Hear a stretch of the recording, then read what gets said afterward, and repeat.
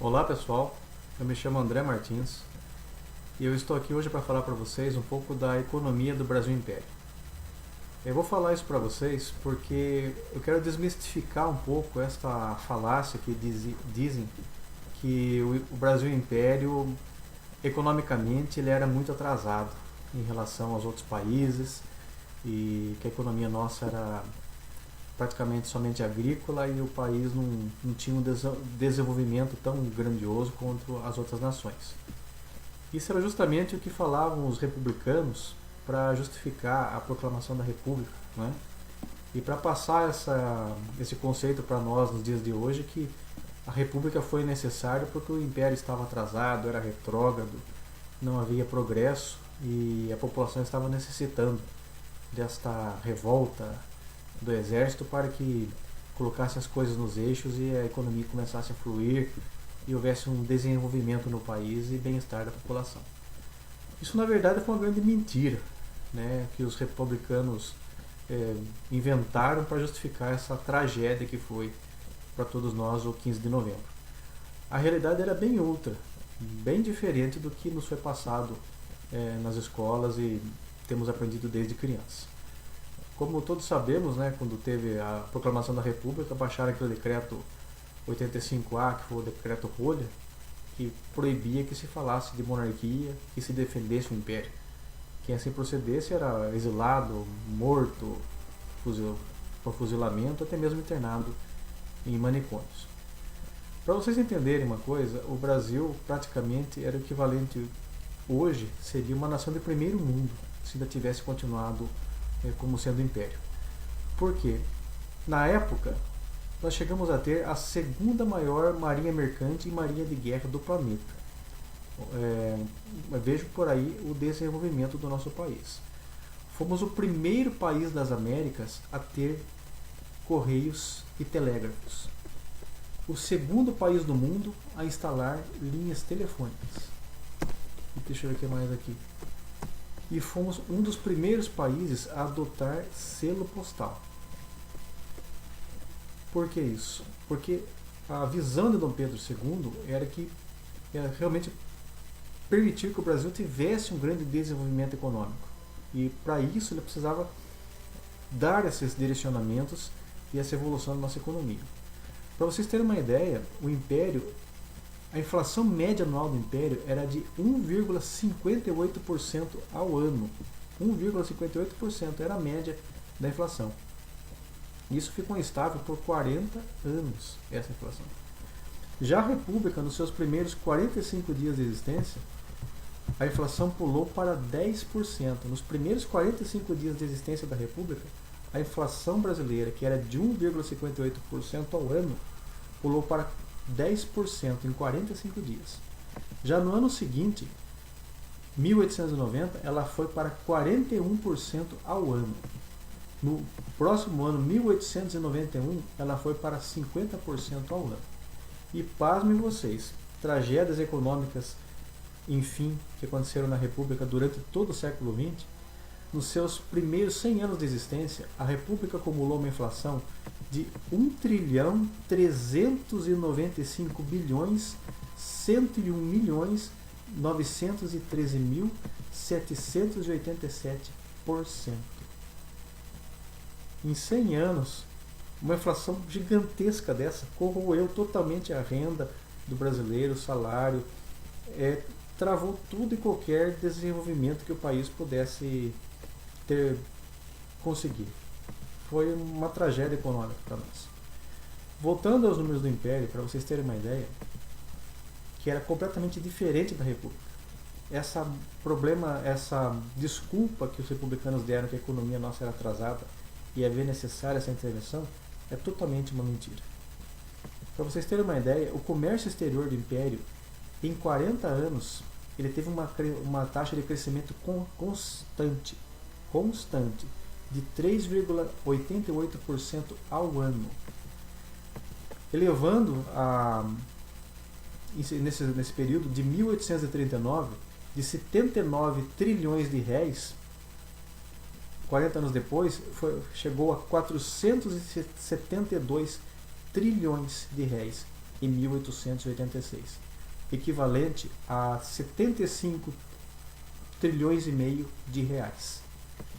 A balança de comércio exterior nossa, ela era muito superavitária, o que seja isso.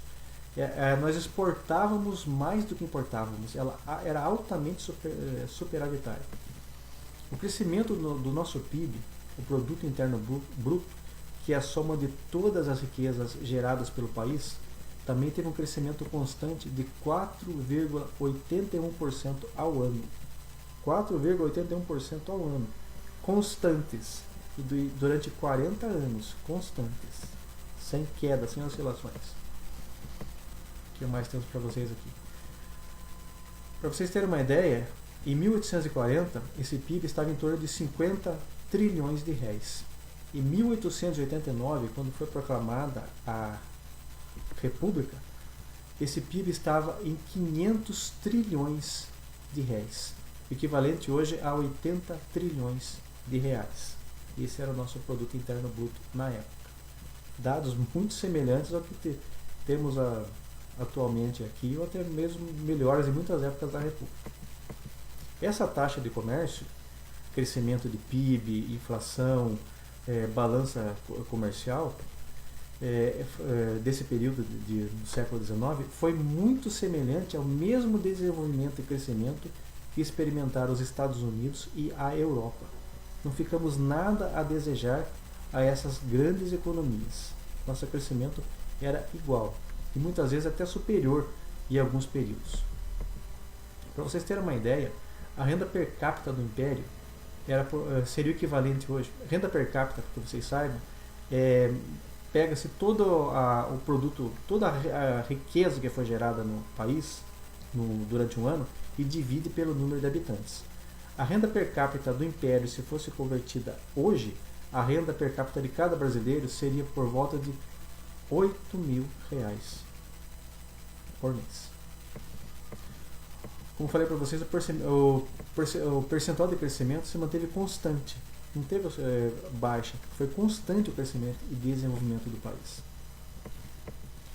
Isso, não podemos esquecer ainda que o Brasil enfrentou o período turbulento das regências, que foram quase 10 anos de guerras e revoltas por todo o território brasileiro, certo? Tivemos também guerras contra o Uruguai e a Argentina e a grande guerra do Paraguai. Mesmo nesse período, a economia brasileira não chegou a cair, o império não ficou deficitário. Imagine hoje no Brasil, com essa incompetência que temos de administração, se nem guerra temos, a economia nossa não consegue reagir. Graças a Deus que pelo menos isso a gente não tem.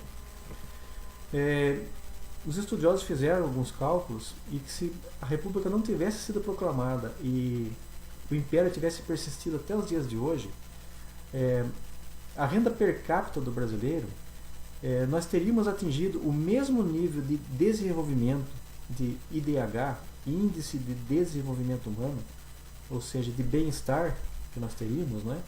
O nosso nível de desenvolvimento seria igualzinho ao dos europeus. E teríamos atingido esse nível já na década de 1950. Nós teríamos hoje com o padrão de vida da Europa. O que eu posso dizer para vocês isso?